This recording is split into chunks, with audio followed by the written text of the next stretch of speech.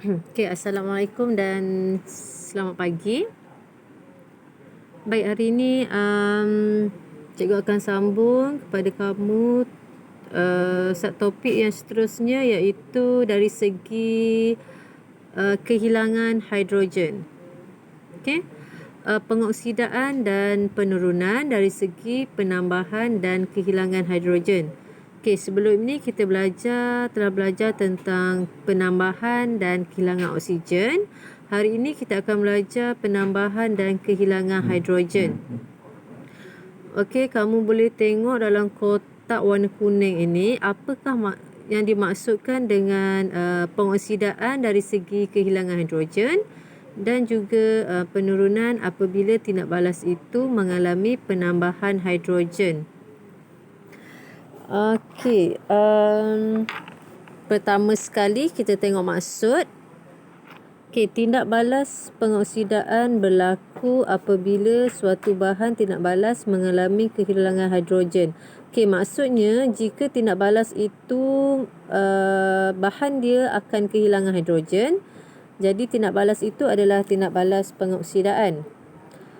Okey, yang kedua, apabila sesuatu bahan tindak balas itu mengalami penambahan hidrogen, jadi bahan ataupun tindak balas itu mengalami tindak balas penurunan.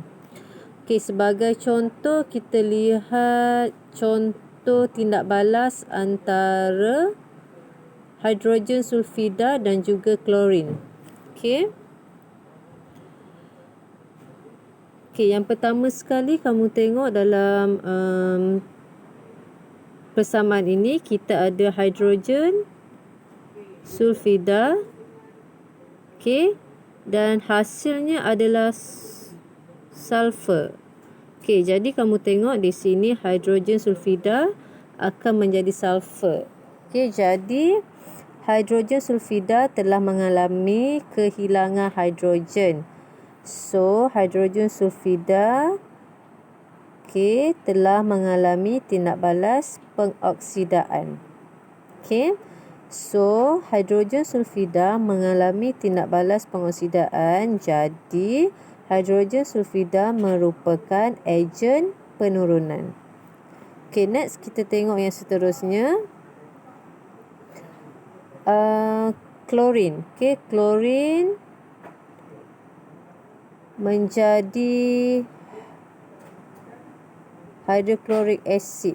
Okey, bermaksud klorin ini dia menerima ataupun dalam tindak balas ini menambah hidrogen. Okey, so bila menambah hidrogen, klorin mengalami tindak balas penurunan.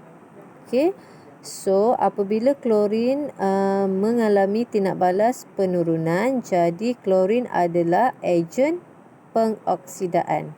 Okey, kena ingat apabila bahan yang mengalami penurunan, dia adalah ejen pengoksidaan.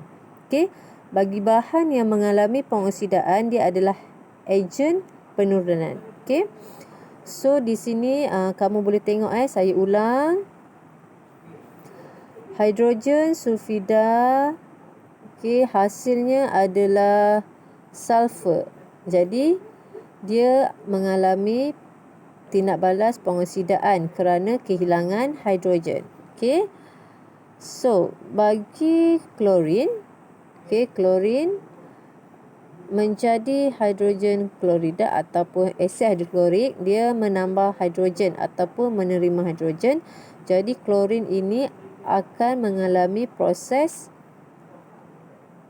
penurunan ataupun tindak balas penurunan. Klorin mengalami tindak balas penurunan, jadi klorin adalah ejen pengoksidaan. Okey, kamu jangan tertukar dua benda ni. Jadi saya nak kamu tolong jawab latihan aktiviti 1B. Nanti saya akan masukkan dalam grup. Okey, kalau tak ada apa masalah, kamu boleh jawab soalan dan nanti hantar kepada saya. Okey, sekian. Terima kasih.